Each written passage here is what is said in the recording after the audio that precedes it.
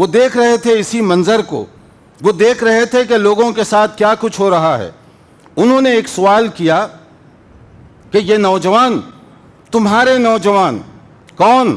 مسلمان نوجوان، قرآن و سنت پر عمل کرنے کے جذبے سے سرشار مسلمان، چہروں پر داڑھی رکھے ہوئے مسلمان، جنہیں عام طور پر غلط قسم کے القاب سے یاد کیا جاتا ہے، کیونکہ یہی تو علامتیں آج کل بن گئی ہیں کہ اگر کوئی چہرے پر داڑھی رکھے یا کوئی خاتون حجاب اور برقعے کا اہتمام کرے یا نمازوں کی پابندی کی جائے تو عموماً اس کو ٹیررسٹ، فنڈامنٹلسٹ یا ریڈیکل، یعنی اس طرح کے جو الفاظ ہیں گویا کہ خاص کر دیے گئے، یہ ٹرمینالوجیز خاص کر دی گئیں ان نوجوان مسلمان بچے یا بچیوں کے لیے جو دین پر عمل کرتے ہیں۔ آج کل عام طور پر یہی ہوتا ہے۔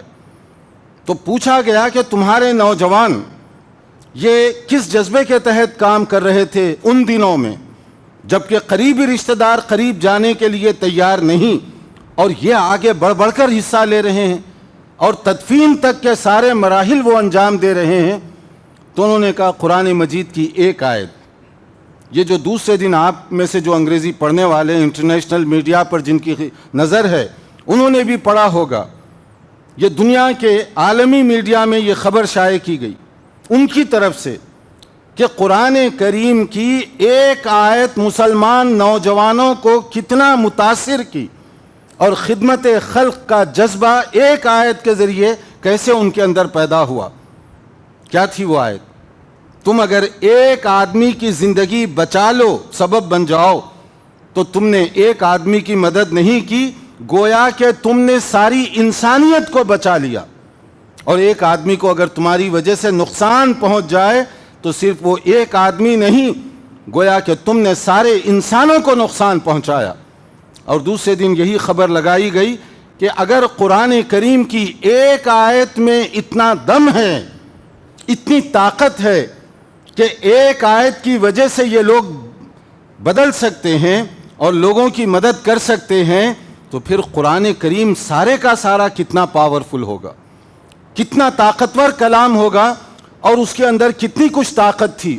یہ غیر مسلموں کی بات ہے، میں کوئی مسجد یا مسلمانوں کی بات نہیں ذکر کر رہا ہوں کہ وہ اعتراف کیا کر رہے ہیں کہ کس طریقے سے ایک آیت نوجوانوں کو تبدیل کرنے کا ذریعہ بنی۔ اور ایک میں اور مسئلہ آپ کو چلتے چلتے بتا دوں، جب الحمدللہ میں داخل ہوا اور یہ مسجد دیکھی بڑی خوشی ہوئی۔ اللہ تعالیٰ اس میں ڈائریکٹ اور انڈائریکٹ جن لوگوں نے بھی جتنا حصہ لیا ہے، اللہ تعالیٰ ان کی نیکی کو قبول فرمائے اور اجر عظیم سے ان کو سرفراز فرمائے۔ معلوم ہے آپ کو مسجد کیا ہے؟ مسجد جو ہے بہت اہم عبادت کی جگہ تو ہے ہمارے لیے، مگر ایک عجیب سا واقعہ پیش آیا۔ ایک بہت مشہور غیر مسلم جرنلسٹ خاتون کی میں بات کر رہا ہوں جو رائل فیملی سے تعلق رکھتی ہے یو کے کی۔ مسجد کیا ہے کہ وہ ایک مرتبہ ایک علاقے میں گئیں، انہوں نے صرف مسجد کو دیکھا، اور وہ کہتی ہیں کیونکہ یہ جرنلسٹ ہیں اور پرائم منسٹر کے گھر میں ان کا آنا جانا ہے، انہوں نے ایک عجیب سی بات کی کہ میرا دل و دماغ مسلمانوں کے خلاف نفرت بغض سے بھرا ہوا تھا، میں کوئی ایک بات مسلمانوں کے حق میں فیور میں سننا بھی گوارا نہیں کرتی تھی، کیونکہ جو کچھ باتیں مجھے بتائی گئی تھیں مسلمانوں کے خلاف کہ یہ لوگ کتنے دہشت گرد ہوتے ہیں، کتنے غلط مزاج کے ہوتے ہیں، نقصان پہنچانے والے ہوتے ہیں وغیرہ وغیرہ، تو یہی چیزیں میرے ذہن و دماغ میں بسی ہوئی تھی۔ اس کے بعد اتفاق ایسے ہوا کہ ایک مسلم ملک جانے کا مجھے اتفاق ہوا، میں مسجد گئی۔ بعض لوگ یہاں بحث کرتے ہیں مسجد میں عورتیں آئیں یا نہ آئیں، اب سن لیں مسجد کیا چیز ہے اور اس کے فائدے کیا ہیں۔ جب وہ مسجد گئی تو مسجد والوں نے کہا کہ ٹھیک ہے آپ بیٹھ جائیے، اور وہ دیکھتی رہیں کہ مسلمان کیسے مسجد میں آتے ہیں، صرف صف بندی ان کی اور آپس میں پیار و محبت، الفت اور اخوت کے جذبات کے ساتھ ایک دوسرے کے ساتھ کھڑے ہونا، کندھے سے کندھا اور پاؤں سے پاؤں ملا کر، اور پھر خیر خیریت وغیرہ دریافت کرنا، یہ صرف دیکھتی رہیں وہ. اس کے بعد ہوا وہ عشاء کی وقت تقریباً تھا، تو اس کے بعد یہ ہوا کہ نماز ختم ہو گئی، لوگ نکلنے لگ گئے. تو انہوں نے مسجد کا جو بھی انتظام کرنے والا تھا، جیسے گیٹ وغیرہ بند کرتے ہیں، لائٹ بتی وغیرہ بند کی جاتی ہے، انہوں نے آگے بڑھ کر کہا اگر تھوڑی سی مجھے اجازت دی جائے تو میں کچھ دیر زیادہ یہاں بیٹھنا چاہتی ہوں. اس کو بھی تعجب ہوا، انگریز عورت اور وہ مسجد میں رکنا چاہتی ہے. تو اس نے کہا آپ کو ٹھہرتے ہوئے کوئی اطمینان ہو رہا ہے تو ٹھہر جائیے، کوئی حرج نہیں ہے، میں بعد میں بند کر لوں گا، دروازہ بند کرنے کی مجھے کوئی جلدی نہیں ہے. کچھ دیر وہ گزاری مزید لوگوں کے جانے کے بعد.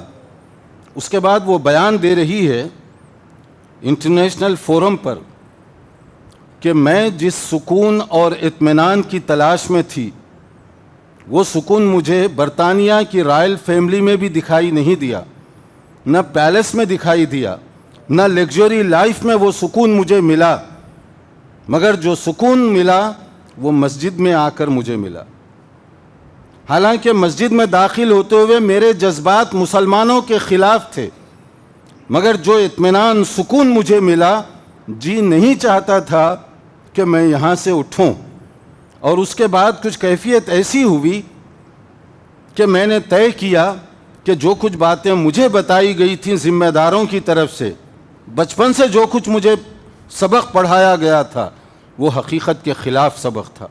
مسلمان وہ نہیں ہے جو میں سنتی آئی ہوں، اسلام وہ نہیں ہے جو مجھے بتایا گیا. اور اس کے بعد اس نے اعلان کر دیا کہ میں بھی مسلمان ہونا چاہتی ہوں. مسجد کیا ہے یہ میں بتا رہا ہوں کہ مسجد کے ذریعے سے کیا کام لیا جا سکتا ہے اور اللہ تعالیٰ اس کے ذریعے سے کیسا نور پہنچاتا ہے.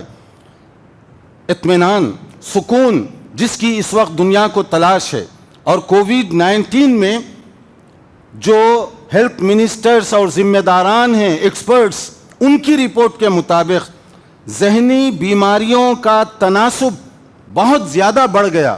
ڈپریشن، اسٹریس اور مختلف قسم کے ذہنی امراض. یہ جو کووڈ-19 اور گھروں میں بند لوگ ہیں، وہ پرسنٹیج کے حساب سے اس میں حیرت انگیز اضافہ ہوا. اور لوگ تلاش کر رہے ہیں کہ ذہنی سکون کہاں سے ملے، اطمینان کیسے ملے گا.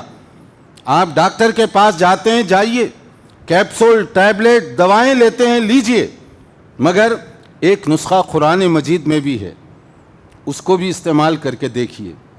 اللہ رب العالمین کی طرف سے کہا گیا الا بذکر اللہ تطمئن القلوب، تم اللہ کو یاد کرو اور اللہ کی یاد تمہیں سکون پہنچائے گی.